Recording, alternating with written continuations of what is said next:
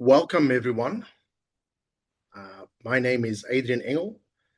I am the National Sales and Program Manager for the Schools and Early Learning Centers at the Fathering Project. In a moment, I'm going to introduce our speaker, but before I do that, I'd like to begin by acknowledging the traditional owners of the land on which we are meeting today. We acknowledge the Wajah people of the Nuer Nation and pay our respects to the elders past and present. Welcome and thank you to everyone for making the time to jump on this call with us. We really do appreciate your support. A special thanks and welcome to all our registered schools. We appreciate your ongoing support, and hopefully through initiatives like this, we can even better our relationships with you. If this is your first interaction with us, we'd like to say hello and welcome. And hopefully during the course of this session, you'll learn a little bit more about our organization, the programs and the initiatives that we run, but more importantly, walk away with the major benefits of having an active Fathering Project program in your school. The Fathering Project started 13 years ago, founded in West Australia by Professor Bruce Robertson, and through the work and conversations that he had with men and understanding the regret that they felt, having not spent enough time with their kids and also not having the necessary impact in their children's lives. So what started out as a playground grassroots movement in West Australia has grown and expanded into a national organization. At the Fathering Project, we are committed to improving the lives of the well-being of children by inspiring, encouraging the fathers and father figures to be more present, more engaged, and more supportive. A very important part of the work that we do is our schools program, which supports school leaders such as yourself and communities to engage fathers in more meaningful and intentional ways. Thank you. Now, I do have a few housekeeping that I need to go through. This session will run for approximately 45 minutes, and we've left some time for Q&A at the end. The webinar will be recorded. Please feel free to submit all your questions at any time using the Q&A chat box, and we can address those afterwards. Your microphones and cameras have been turned off to minimize any background noise, and if you experience any technical issues, please try refreshing your browser and rejoining the session. Now, it gives me great pleasure to introduce our Manager of Research and Content Development at the Fathering Project, Erin Ersak. Erin was previously with the Kids Research Institute of Australia as Research Advocate and National Director of the Friendly Schools Project. Erin, amongst many other things, is responsible for ensuring that the Fathering Project's programs are aligned with quality research for best practice. She also has an extensive history of experience in school-based research, with her most significant work relating to school and community-based initiatives to enhance the social and emotional well-being and reduce antisocial behavior among young people. She is also the co-author of the Friendly Schools Initiative program, an internationally recognized program to build social and emotional well-being and reduce bullying in primary and secondary schools. This research includes 21 major research studies and is now used internationally. Erin's areas of research also include school capacity building for student well-being, social and emotional learning online, building school and family partnerships, and enhancing student transition to secondary schools. Erin, as an organization, we acknowledge the invaluable work that you do, and I personally look forward to many more of these kind of initiatives where we can positively impact kids' lives. Erin, I'm going to hand over to you now. Thank you. Thank you, Adrian. And I'm actually very excited about being here today because we've actually just had our big reports come in from the research, and I'm able to share some of those findings with the audience today as well. So first of all, I'd like you to thank everyone for coming into the webinar. I know that we actually have a mixed audience today with some people from early learning centres, some from primary and some from secondary schools. And I'm going to endeavour to make sure that I address all of those different areas and your programs, because the programs are fundamentally the same, but they're different, and we have different content for each one of those different programs. So I will be ensuring that I address all of those areas. One of the things that I want to do today also is to introduce you to some of the areas that we've actually reviewed and improved in the last iteration of developments since last year, based on some of the research that we've had back from schools and from our fathers. So let's have a deep dive and have a look at some of the things that have come in.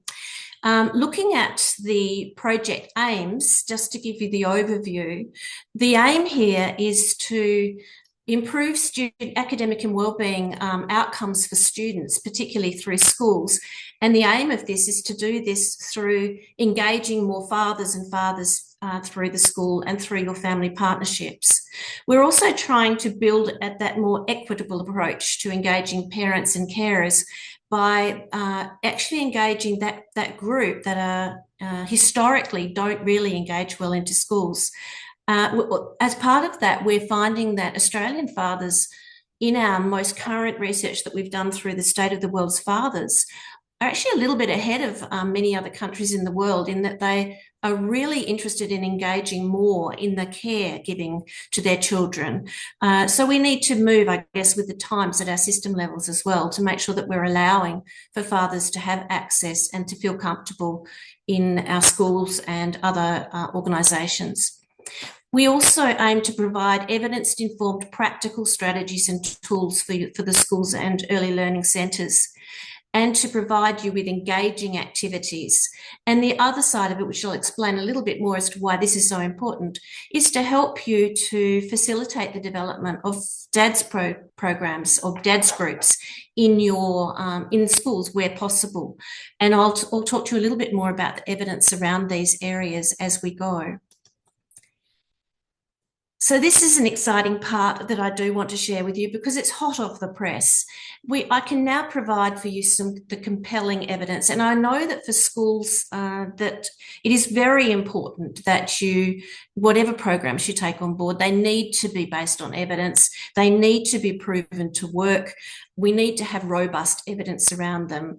And I can confidently say to you today that the evidence just demonstrating fathers' potential to have a positive impact on their children's health, social success, and academic achievements is now robust, it's indisputable, and it's compelling.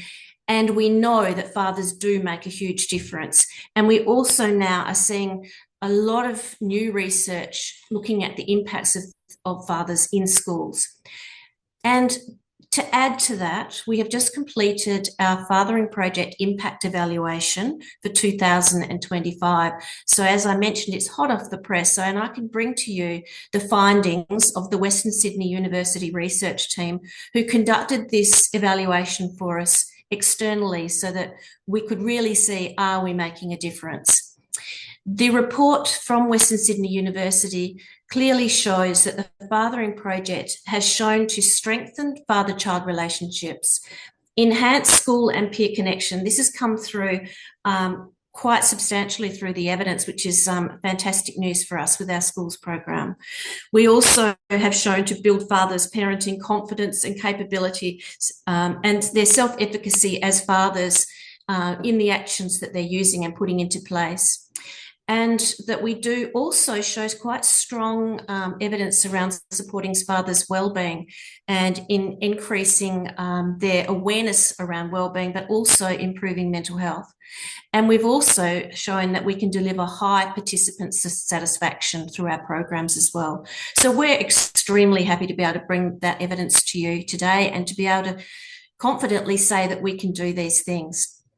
I'm now just going to show you some of the key findings that have just come out of this research, which I think will be, I think will be really helpful for you, and also to take back to your school staff, but also to your parents. And I think some of these things these are the things that you can work with as well to work on what are we going to do, what are the areas we're going to focus on with your school as first steps. So the Fathering Project connection with schools through the schools program. So those fathers that have been involved in the schools with the program embedded have shown high confidence in engaging in activities with their children in schools, strong confidence in engaging in school activities in general. So not only those dads and kids activities that they might be running, but also they're now saying that they're more confident in just coming to the school for general activities like workshops, like parent-teacher activity, those sorts of things. So that's increased their confidence to actually engage. They're showing a stronger connection with teachers, higher confidence in having input into their children's education.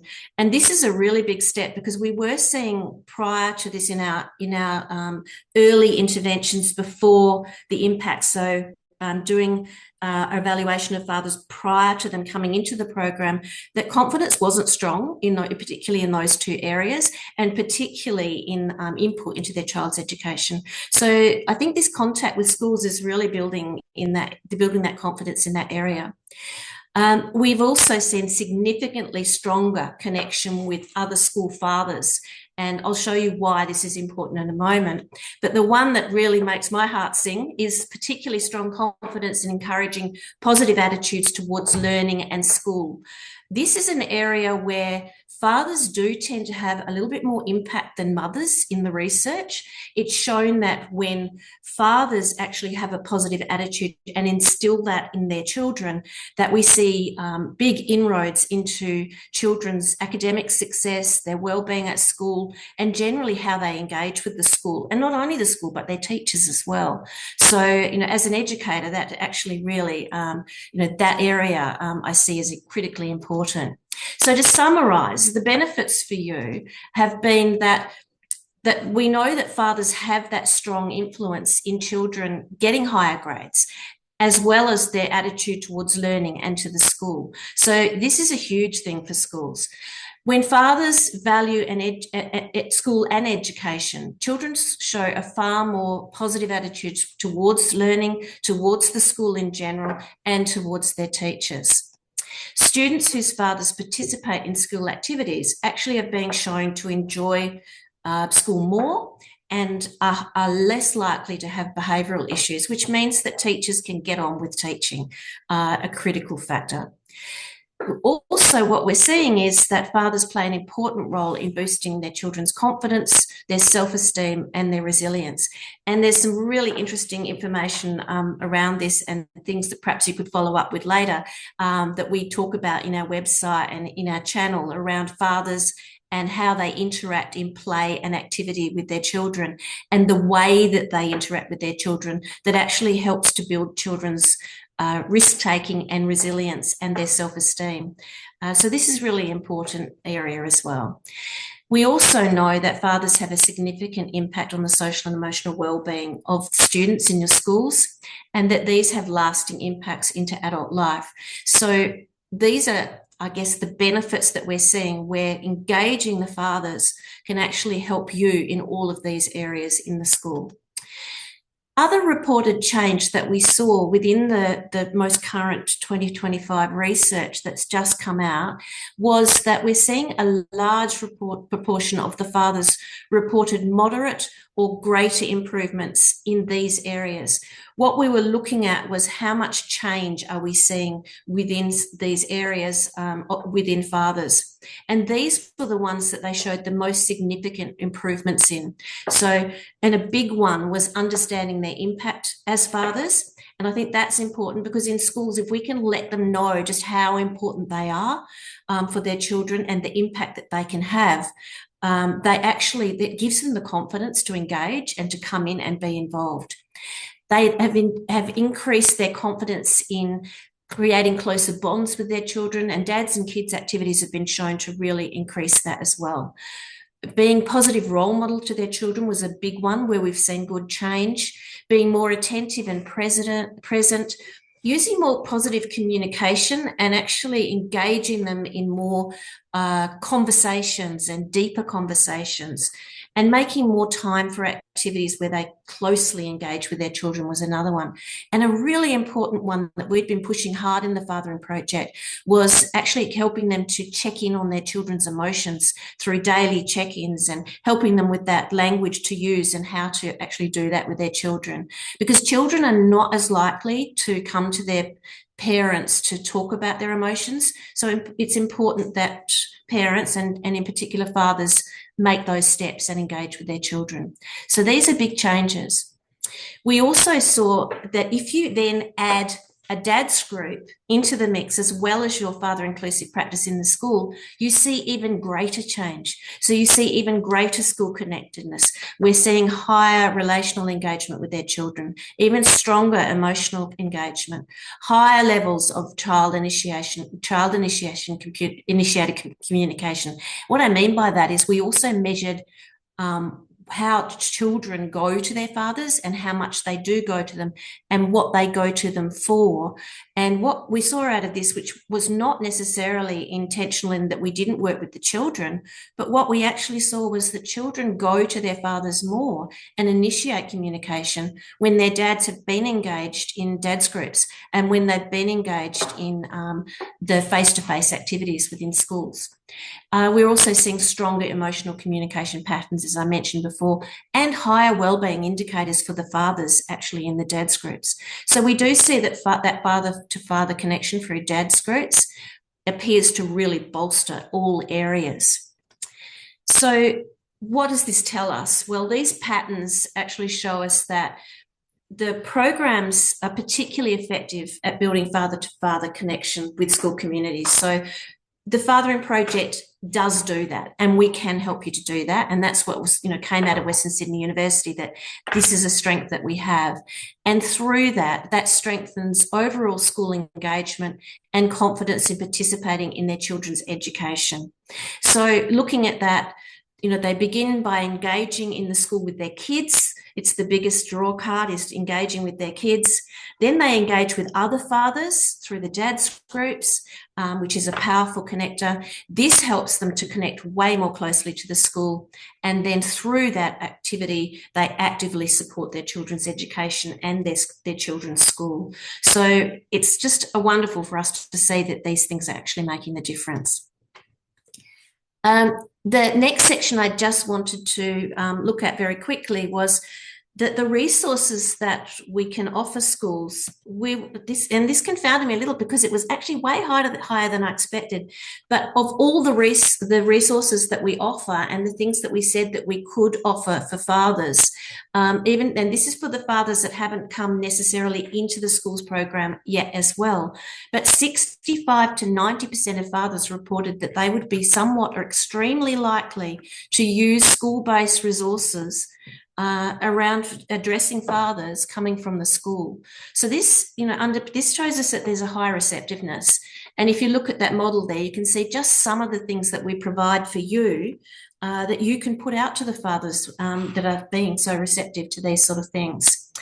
And I just show you, these are some of the things that we put out through the education essential topics for dads that they've said that one of the things that they really want is how to support their children's education. These are the newsletter item topics that we provide for you that you can put out each month. It's all done up for you, just have to download them and off they go. And you can find those in the portal under the essential topics. So, and there's a lot more of them. There's a lot more of these things that they're asking for. And as you can see there, the two top things that they were asking for was support around education and also support around the wellbeing of my child as well. They also asked for activities to do with their children. And I know the secondary schools, they were really interested in our conversation starters, which we have in the portal as well. I'm now going to talk to you very briefly about the implementation process, and then I'm going to show you the tools that we've given you to really help you to be able to implement the program in a step-by-step easy way. So there are a huge range of resources, as I've mentioned, in our portal. For those that haven't joined up yet or got to that stage, you will find all of this information that I'm talking about in the portal, and it's easy to find. You'll be able to find these, and I'll show you where to find these things. So the schools program is made up of two areas. There's the father inclusive practice component of it, and then also the dad's group component. And for the majority of schools, they start off with the father inclusive practice component, which then gives them time to engage with the fathers a little bit and to spend some time doing some dads and kids activities, to look at their overall practice that they're using in the school, and then potentially to identify someone or a group of fathers or a father that may be interested in leading a dad's group within the school. So those things happen alongside each other, but many schools start off by doing the whole school components and then leading on as they connect more with the fathers to then putting a dad's group into operation as well. But there's lots of different ways that you can put that, get that up and running. So how do we implement? Well, once you've identified your school coordinator and you've accessed the portal, there are a range of products for you and tools for you to put your, to move into the process of embedding father inclusive practice into your school. It uses the basic action research model that we use for many of our programs in schools anyway, of preparing, reviewing, planning, strengthening, building capacity of the staff and of the parents in the community, implementing and reviewing. And it's important to know that the way that we've designed this program is based on evidence around sustainable change for the school. And so it's not done all at once. It's built up in a step-by-step approach, because we know that sustainable change and where you're going to see the fathers actually impacting the students takes time. In all of the implementation science around children's wellbeing and academic success, we know that it can take up to 3 to 5 years to be fully established. And we also don't want to overload staff. We want to be able to do these things in a step-by-step way, and make sure that we build a strong program. So each cycle is basically planned to take about a year as you start to implement your first steps, but then you move on and you install it piece by piece until you've got full implementation and everything's embedded into your school. And father inclusive practice is just a part of everything you do and everything you say every day in the school. So to implement the program, we have these steps for implementation, but we also have a huge array of supporting tools to help you to do that. So you don't have to build these things. Anything that you needed, we try to bring it to you. We also say to you, please feedback if there's anything that you feel that you need, then that we could also build to help and to support you. We want to do that just to make it so that it's easy for you to implement, for your staff, your coordinator. It's easy to pick up and use these things and not have to be building things on the go.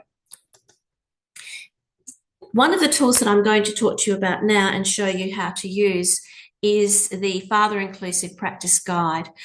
This is a critical tool for the implementation, and it provides you with a wealth of knowledge for all the different family partnership areas and how to embed father inclusive practice into those areas as well. So it is based on the Australian framework and also reviewed every state and territory based framework for school and family partnerships, and it adheres to that process and that framework, but it actually it completely addresses fathers. So what we're looking at is how do we actually engage fathers into this process alongside your parents in general. The Father Inclusive Practice is a framework of best practice strategies And it's designed to strengthen your partnerships overall by increasing the number of fathers also engaged. And I must admit, there was a workshop I was running with schools, and we were looking at what did they need. We actually did some focus groups on what did they want from us. And it was really helpful for them to give me direct advice on what they wanted so that our team could go away and build these things. But one of the principals actually said to me, you know, it's crazy that we hadn't really thought about it, but we're actually potentially missing 50% of our parenting population by not specifically working to engage fathers as well. And they are such a powerful influence on their children. Also, this father inclusive practice can also be really helpful for your staff professional development. And we are building some short videos at the moment that we will put into the portal for you for staff capacity building as well from each one of these areas within the Father Inclusive Practice Guide. So I'll show you the areas, and you can see, you know, you'll be able to look at how helpful that would be for staff to also have some of this background evidence and strategies for engaging fathers in the school. The Father Inclusive Practice Guide is built within 5 different areas. These different sections are sections that have come from the the school and parent partnerships, and have just been overlaid into our Father Inclusive Practice Guide. And the sections are welcoming fathers to school. And you'll notice within each section, there are 2 action areas as well that we have broken it down into. So welcoming environment for dads, new dads orientation to school. Then we have engaging fathers in school activity, which looks specifically at about how to actually bring fathers into the school. What are the strategies that really work? And we've also included in that the other action area of engaging hesitant to connect fathers. So those fathers that potentially may be missing out or may be really reluctant to actually engage within the school.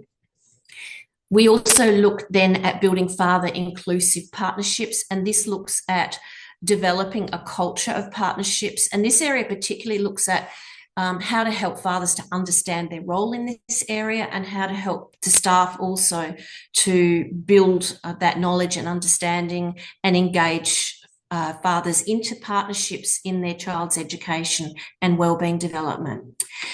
We also look in that area about how you can also move on to involving dads more in decision making. So whether it be on school boards, or whether it be in engaging in surveys or things that you put out, or just generally coming to the school and engaging in the activities that go on in the school. Positive father connections includes things like father-specific and their ways to actually engage fathers with communication, because fathers do consume information slightly differently to mothers and other carers potentially. So what are those things, and how can we get to fathers more directly? We also look at, in the father connections, sensitivity to culture and values within those fathers as well, and the areas that you need to take into account. There's also a section on learning and support for fathers. So how can we help fathers support the child's learning, and how can we provide learning and support for our fathers? So specifically, what are the things that we can do to help fathers engage with their child's learning around the learning that they're doing at home as well, because we have found that this is actually a powerful mediator in increasing children's academic results. So let's get those fathers engaged in learning at home and give them some strategies to help you with that. So the action areas, each one of them involves a quick summary of the evidence, some evidence-informed strategies. So what are the things that have come up the most in the evidence to show that are effective within this area? If it be for new dads in orientation to school, for instance, what is the evidence showing us that have been the most effective strategies in that area? I've also, you'll see here, I put that there is reflection questions as well that are further to get you thinking a little bit deeper about how you're engaging with fathers. So they just help you to look at your practice and what you're doing within the school. And then most importantly, I think, is the best practice advice from other schools. There's a range of advice coming in for things that schools have actually done to engage their fathers in those particular areas, which is really valuable. And how do we use the Fathering Inclusive Practice Guide then? So, the Father Inclusive Practice Guide, it's got quite a lot of sections in it, and it can be, and it's quite a meaty little book. It's actually got some, quite a few areas in it. But we don't want schools to sort of see that and go, oh, there's just so much to read through here. That's not how it's used. What we do is we actually provide you with a Father Inclusive Practice Review tool. And what this does, it helps you to identify those areas in your school that you really want to work on. It actually helps you to see which of these areas do you want to work on, which areas are you already doing well, because I know that schools are already doing well in certain areas. They're already doing a lot in certain areas, but it may be that there are particular areas where they see they'd like to get working on straight away. So the Father Inclusive Practice Guide helps schools to do that. It takes each one of the areas for the action areas, and it breaks them down into 4 different strategies for action that we ask you about. So it's very quick and simple. It actually asks you to review in this process through what is your current level of activity to address this particular area, and you just need to answer by not yet, needs review, in planning at the moment, just initiating your strategy, partially in place, fully in place, or it's now sustained practice. Now, you may find that you've already got sustained practice in this area. When you go through, we're already doing that really well. So it's not an area of need. But what you then do at the bottom is you can then say, right, what are we already doing really well? Because these are things that we really need to maintain and keep moving with. And what are the things that we've identified that we could improve now?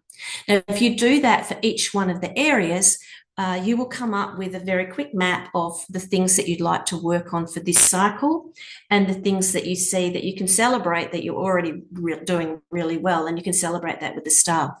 This activity can be done in a couple of different ways, and when you do download the pack, you'll see that I've explained in detail the different strategies for putting this to using the review tool and instructions on how to do that. You can either do it in a group setting, which I think is one of the most effective ways that schools have found to use these tools, where you break your staff into groups and they can take one area each, and then feed back on it. Or if you can't fit that into your schedule to pull the whole staff together at this point, you could do it within your wellbeing team, or your school and father partnerships team, or an advisory team of some sort, and you could do it like that, and just put it together to work it out, to build up what you want to work on in that way. So there's a few different ways, and it explains it in the tool. This is just, I'll just go past that one because I just put it in case you couldn't read the other ones.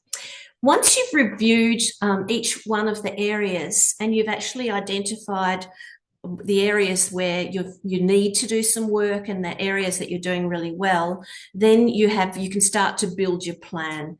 You can identify the area or areas that you'd like to work on first. Let's take, for example, that we've selected maybe the area of new dads and orientation to school as one of the areas, and we've identified engaging fathers in school as another area. So then, as a team, you would then the next step is then to go to the Father Inclusive Practice Guide, and rather than reading it from front to back, you only go in where you see your need. So you may go into the new dad's orientation to school, you'll read about the evidence of the things that are best practice, you'll read about evidence-based strategies that are recommended, you'll read about what other schools have done, potentially other things that you could review around the school. And then we provide you also with a range of resources to help you with that. There's videos to help you that you can send out for fathers. There's an ebook that we're providing with dads starting children for the first time, which could be used for dads coming in for the first time. And there's also downloadable products, welcome letters, flyers, a flyer from your dad's group to welcome new groups to the dad's group if you've got one, and orientation trips. So you'll find that there's a whole range of activities already provided for you for each one of these areas. If the other area that you wanted to engage with was you wanted to also do more to engage with fathers in schools, and you wanted to look at some of the evidence and the tips to find out what's the evidence telling us are the best ways to go about this, then you would go into that area, action area 3 in the manual. And as you can see, you've picked up 2 areas here that you want to do some activity in, not necessarily trying to do everything at once. And that would tell you things like the top 3 tips for engaging with dads. We know that children are the best motivator. We know that dads prefer to be specifically invited, and that if their children invite them, then they're more likely to come, and that if it's targeted to them. So a lot of the things that we send home to dads in our programs say, hey, dads, this one's for you. And it actually identifies that so that they know that it's engaging them, so that we don't always end up with that gatekeeper effect of only having things go to mothers. And it's also one of the top tips is catch them from the start. So grab them as they're coming into school for the first time. And unlike mothers, actually fathers, if you get them from the beginning, they tend to stay engaged longer. They tend to stay engaged more through the whole journey. So, it was an interesting finding. Also, you can look at, for instance, a whole range of strategies that will come up in the father inclusive practice are things like suggestions like speak to dads directly, use a hook to get them in, something that the dads in the community are all interested in, something that, like building something in the school environment. The aim is to actually get them in, and then you can work with them. It's the old build it and they will come sort of effect. Once you get them there, then they start to get used to the environment, they're learning things and they feel more comfortable. Get the mums and partners on board with this, because they tend to say, hey, dad, to their husband or partner, this one's for you, you better get along to that. Hey, the dads and kids event's on, you've got to go. Or they're doing something with the fathers this time, and they remind them, and they put it on the calendar, and they try to engage them. Father-only events are good when they're starting out too, because they feel it's more their area, more their zone, and they will speak up more. Although I must admit, I do a lot of family workshops, and I have seen that a lot more fathers are attending workshops in general, and a lot more fathers asking questions and staying behind to get more information and so forth. So we're seeing a big shift in schools anyway. Fathers do prefer to do something, not just talk about it. So how to put it into action is important, and the activities that they're doing as well. So if you want them to be communicating better with their children, rather than doing a workshop on communication, you'd be better off getting them to do an activity, build the billy cart together, where they have to talk about the strategies that they're using, how they're going to do it, supporting their children and engaging in conversation is better than just sitting face to face with them.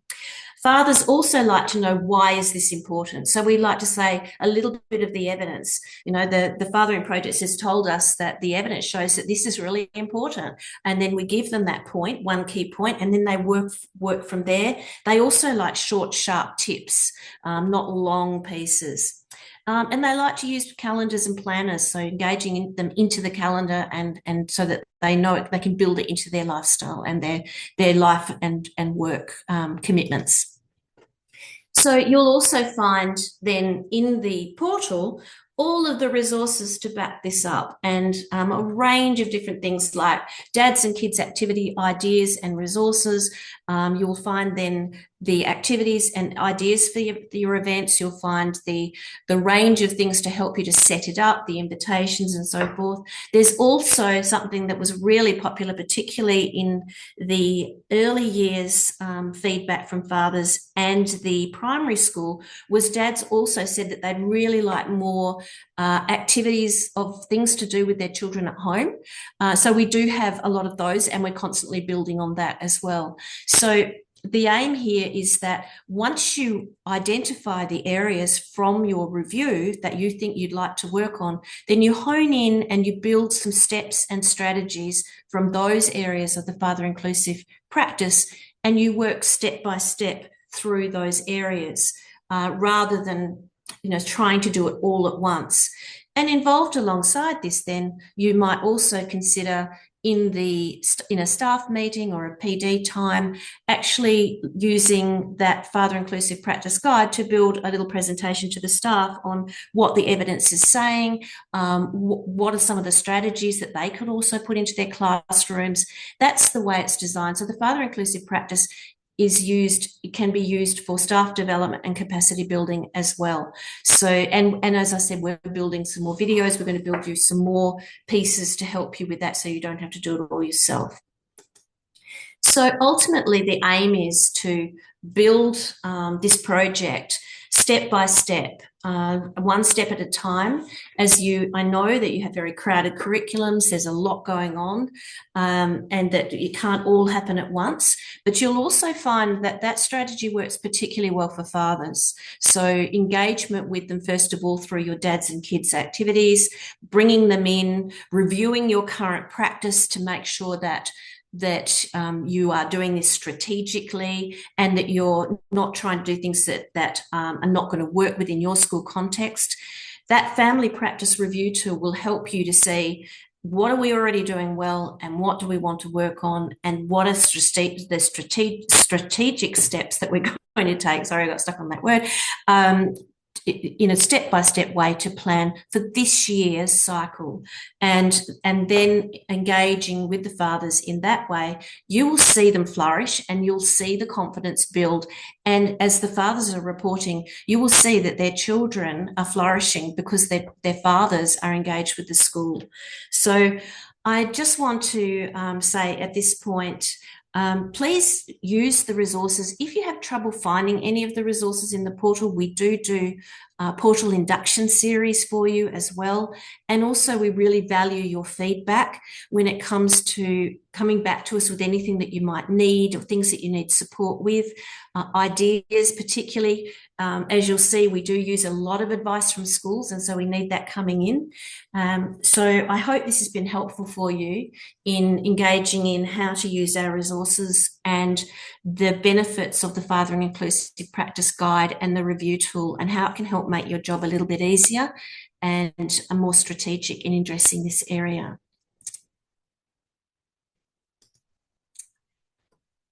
So thank you. I'll hand you back now to Adrian, because we're going to do some more some questions. If you've got any questions or would like some more information, thank you. Erin, just thank you again for that insight. I know the work that's gone into the Father Inclusive Practice Guide, and as I said, I think it's such an important part of building that sustainable partnerships between schools and parents. So I'm really just grateful that you were able to share that with us and some of the practical working ways that we can actually use that. We're going to move on to some questions now. So to start off, Erin, I'm just going to take you through one of the questions that have come through. Our school community often finds it hard to engage dads. We're finding that many aren't engaged and feel disconnected from the school due to their own negative experiences with schools and education. So what would be the best way to approach this challenge? Yes. And it's a fairly common barrier that we've seen come through from schools over time. And the most effective strategy that we've seen in our programs, but also in the global research, is actually the dads and kids. So when children invite their fathers to come in and engage in an activity, and their aim is for it to be short, sharp. It doesn't need to be, things like workshops or things like that, but to engage in some fun activities where they're actually doing something with their children is the most effective tool, because dads always say that, and if you ask them in the interviews or if you talk to them in the groups, that their biggest thing for them and the thing that they connect most with, obviously, is their children. That's what they're there for. And so if their children bring home an invitation that they've written for their dads to come into an event in the school, then they are most likely going to turn up. And even we've seen great success even with fathers with the language barriers and other cultural issues and so forth that may present for them that make them feel less connected. But when their children come in, that bring them in, their children can also act as interpreters and help them to mix and to meet other people and other fathers as well. So that's the core piece. Is actually getting their children to invite them, and low stress environment when they come in. So not straight into something heavy duty like a workshop or something that they're going to feel like they're going to feel in a threatened environment, or it's going to be they're going to feel like they don't belong in that environment or feel very nervous. So something that where it's fun and they're having fun, something fun with their kids, and they feel confident to engage. Yeah, thank you so much. And I think the next question really just follows up in terms of what you've just discussed and pointed out is what are the simple, low-cost ways to embed the father inclusive practice into our everyday school interactions? So not just the events that we provide through the program, but the actual program as well. Yes. Well, I think that, as I've just mentioned, as you said, Adrian, is just looking at the whole school and looking at this from a whole school perspective. So it starts off with just even how they come to the school. It's looking at those little things that you can do when fathers are approaching the school and they come into the school grounds. Is it inclusive of fathers? Does it make fathers feel welcome when they come to pick up their children in the afternoon? Do they feel like there's spaces for fathers as well? Do they feel that the teacher engages with them as well? Do that they feel that they're encouraged to be in that space? Ranging right through to sort of the engagement activities that we do with them by putting on things for dads with their kids. So it's the little things that we do as well. It's about the wording that we use when we're sending out communication. It's actually the things, as I mentioned before, like this one's for you, dads, and saying, and it's also us sending out the message that we acknowledge in schools how important fathers are. They need to hear that. They need to hear that they are important and that the school acknowledges that, and let them know why they're important and why the school values them, and that they value their input into their children's lives and their education as well. So it's those small steps that you take bit by bit. Yeah, thank you. And I think the questions are really just flowing into one another, because the next one, you spoke about, recognizing the fathers, but in families where fathers are less visible and are not as present at all, or not present at all, how would they approach the father inclusive practice guy in a way that is still respectful to those families where dads are possibly not that visible, and father-like figures are also not that visible? Yes, so I mean, this sort of comes into the bracket of the harder to reach fathers. And of course, there's a range. You're going to be dealing with a range of fathers, right from the ones who have total custody and are the fathering alone, all that we need to take into account, but also through to the other end of the scale where fathers may not be living with their children. It may be more difficult for them.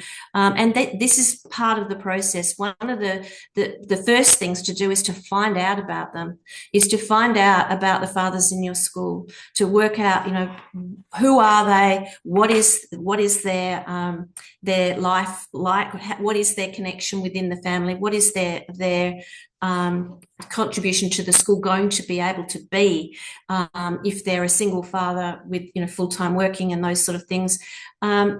Just making sure that we learn about them and that we help to connect them through the different avenues that we can. So yeah, it's that understanding and learning about them, just like we do with any other communication that's going out or other contact within the school community. Yeah. Thank you for that. This is a good one, and I think we get faced with this one quite a bit. So there's a good uptake with the dads who are attending, but we find it difficult to find a dad who's willing to take up that leadership role, probably in the dads group. And you and I over the years have spoken about this extensively, as you know. So what are sort of the tips to almost nudge that dad or that group of dads into that sort of leadership role, where the dads are visible and they are willing? Actually, I'm very lucky with the response to this one because I've just got all of this information back from the school coordinators as well that I've just received, and they have given me. I asked them about this, and they've given me some really good advice around some of the strategies that they've used, and if you add that to the things that we've talked about as well. Some of the things I think the main thing is with fathers is that it's seen as a big commitment for one person, and sometimes they balk at the idea of being seen as that person that's stepping up as the lead person or having to be responsible for the group of dads. And so we do recommend, and I know that a lot of the schools have been doing this, that you don't necessarily target just one dad if you can, that you actually maybe try and bring in a group of dads and that they actually have a core team. And so when we talk about the dads group leader, they become more the communication person that we connect with, but they actually have a backup or a core team within their group, and that they can take on different roles because people different, dads, just like everyone else, just like all of us in the workplace, we all have different skills. So it could be that one person doesn't feel comfortable about leading the whole group when it comes to standing in front of them and saying something, but they actually might be a very good communicator, can take over as the leader in that area, in that they're going to do correspondence and the putting out the invitations and doing all of that side of it. Whereas someone else might be good at scheduling and putting together the events and setting them up, and someone else might be more confident in speaking. So we have found that actually is a great approach to it. The other side of it is take your time a little bit with it. If you find that you haven't got someone straight away, the more you engage with fathers, the more you're going to start to get to know them and the better relationships you're going to develop with them. And you'll find that there will be people that come out of the woodwork as actually being those people that actually have a skill set. And if you put some of them together and they get talking together as some of the fathers, that they'll actually be able to build that team. So that seems to have been the most effective strategies when you're struggling to find one leader. Yeah, it is definitely, I think, from the experience that we've had with dads and dads groups, it is definitely a team effort. It's definitely not a one-man job, and I think also it speaks to the sustainability of the group moving forward. If there's a support base to work from. Now, I just want to encourage you all on the call to put the questions in the Q&A, and then we'll be able to pick those questions up. I just want to give it a minute to see if there are any other questions coming through.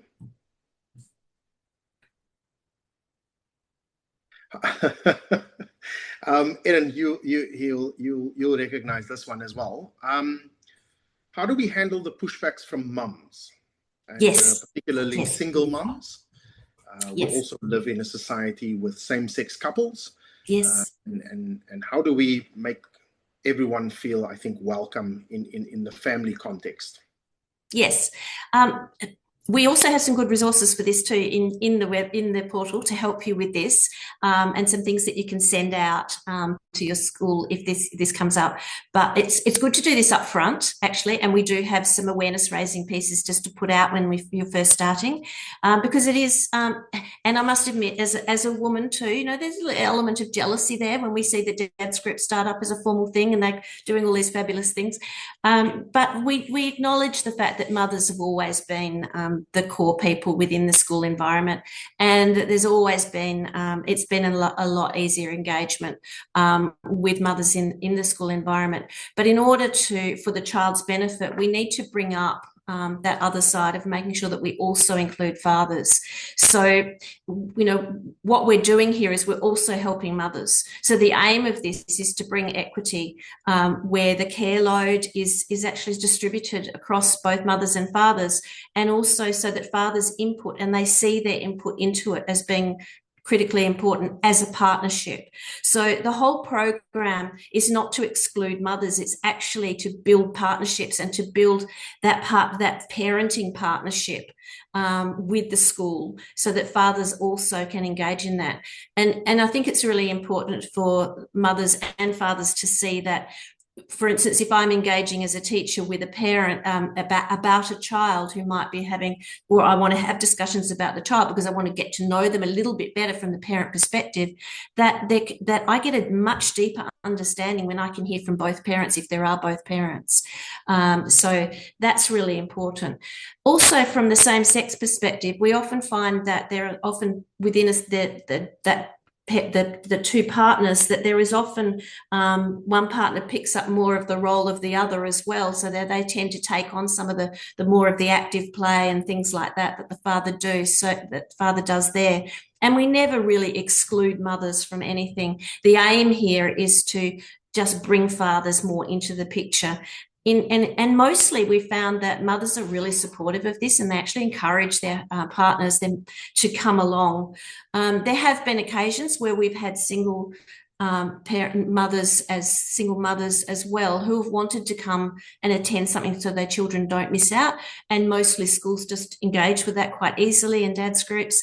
But also we're building father figures within the school community too. So it's making sure that all schools, all children can be engaged in that process and have father figures involved in their environment as well. Thank you for that. Now, I am aware of time, so there's one more question that I'm not sure if this is directed at the actual Father Inclusive Practice Guide or the schools program. So I'll answer if it is directed for the schools program. So the question is, can we start anytime, or do we have to wait until the beginning of the new school year? So to answer that from a school perspective, from a program perspective, no, you do not have to wait till the beginning of the year.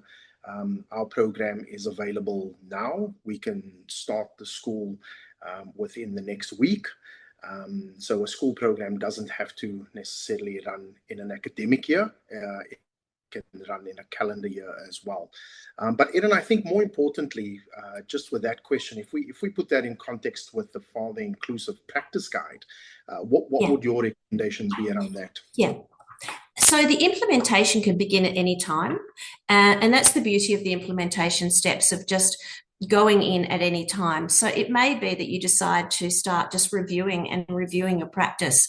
If it's, say, for instance, a school started halfway through a year or whatever, they might then decide to just review their practice and to get, to work out what they're doing well and what they'd like to improve on, and then build, and then start their actions at the beginning of the next year. It might be at the same time that you might do a couple of dads and kids activities to get that connection started while you're doing your review. There's no set recipe to how you have to start. The aim is to build it step by step, though, and to just start to engage and then start to utilize the resources coming through as best suits you. If you are busy and you have too much else on and you've got another priority which is really sapping on the staff, then wait a bit and build towards this. Do some early planning. You've got too much on in the term, you can't do a dads and kids activity. Start off by just doing a bit of a review on what you've already got happening. Start looking at some of these other small steps items that you can start putting into place. So it's entirely up to you what works for your school and the way that's going to work best for you so that you don't burn out. Thank you, Erin. I am going to probably thank everyone at this point for joining us. Thank you so much for your questions. And as I mentioned earlier, if you'd like to learn more about the Fathering Project, our schools program, please feel free to reach out or visit our website. You can scan the QR code on your screen right now, and the schools partnerships teams that are on your screen right now will be able to get back to you, book a meeting, and just have a conversation in terms of how you get started, what are some of the best practices, and as I said in the beginning, walk away with understanding the major benefits of having an active dads group through the Fathering Project in your school. So Erin, again, thank you so much for your presentation.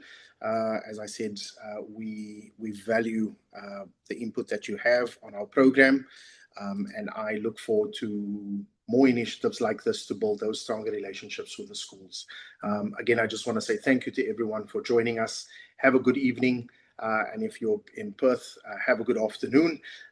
Thank you again, and I look forward to the next one. Thank you so much. Thank you.